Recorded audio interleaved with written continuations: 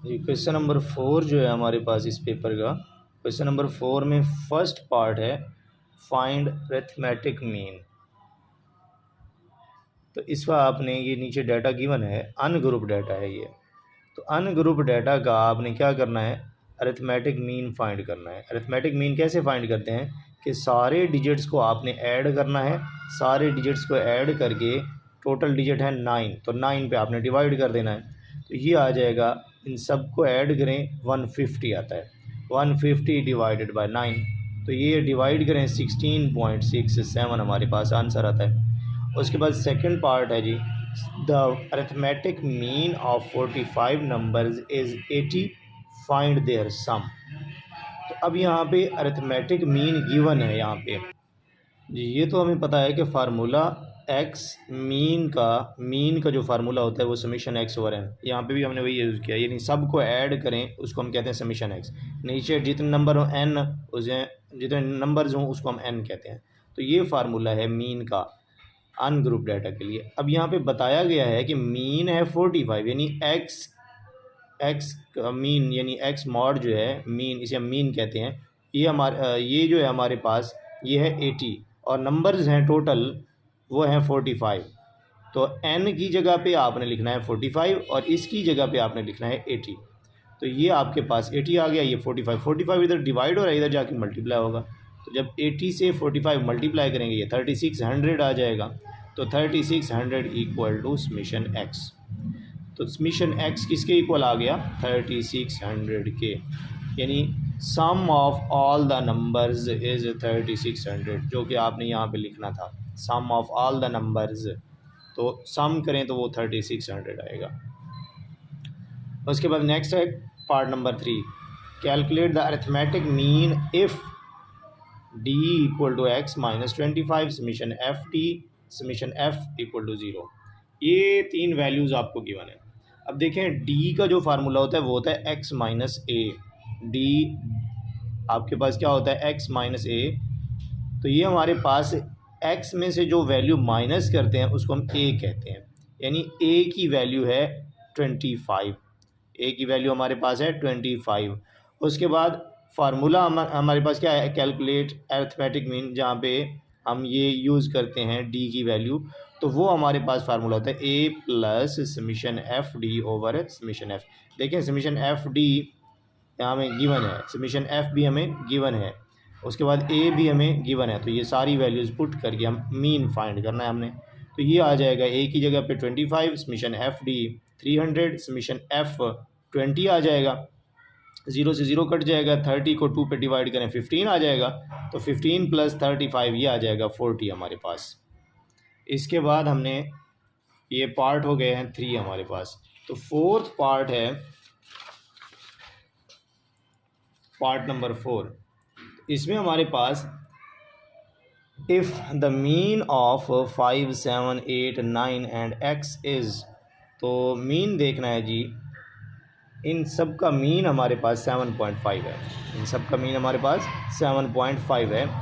What will be the value of x, x की value find करनी है। अब देखें ये एक्स भी इन्हीं में से एक नंबर है, यानी इन सब को ऐड करें। फार्मूला क्या है मीन का, summation x equal to summation x over n.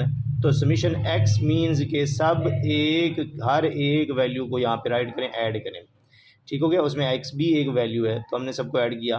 तो मीन की वैल्यू भी गिवन है 7.5, वो भी हमने लिख दी। तो टोटल कितनी वैल्यूज़ हैं, 1 2 3 4।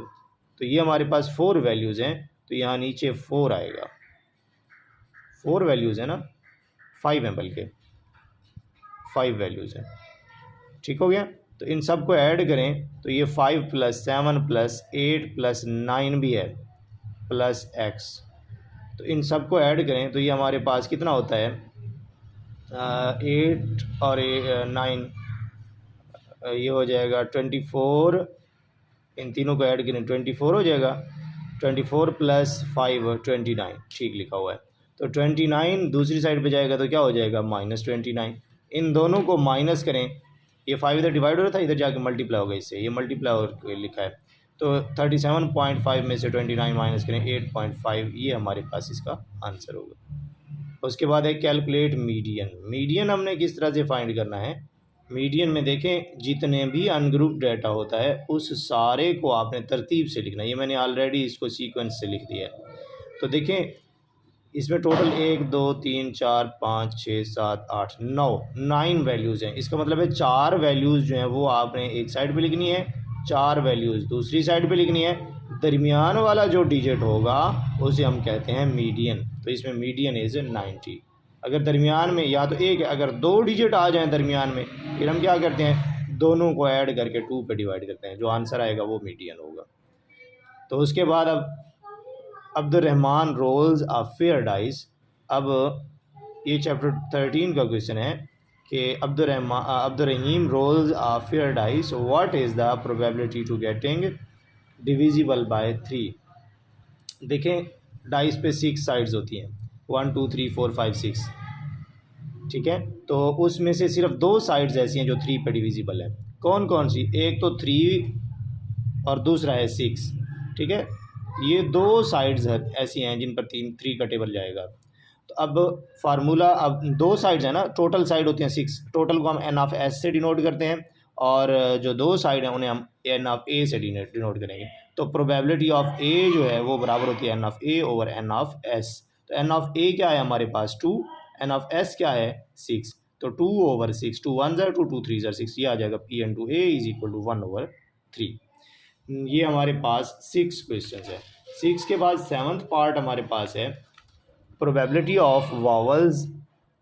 हमारे पास एक नंबर है, फाइंड प्रोबेबिलिटी ऑफ वावल्स, इसकी प्रोबेबिलिटी फाइंड करें, मैथमेटिक्स, ठीक है। अब इसमें देखें हमारे पास ये मैथमेटिक्स जो वर्ड है इसमें टोटल कितने अल्फ़ाबेट्स हैं, टोटल हमारे पास है 11।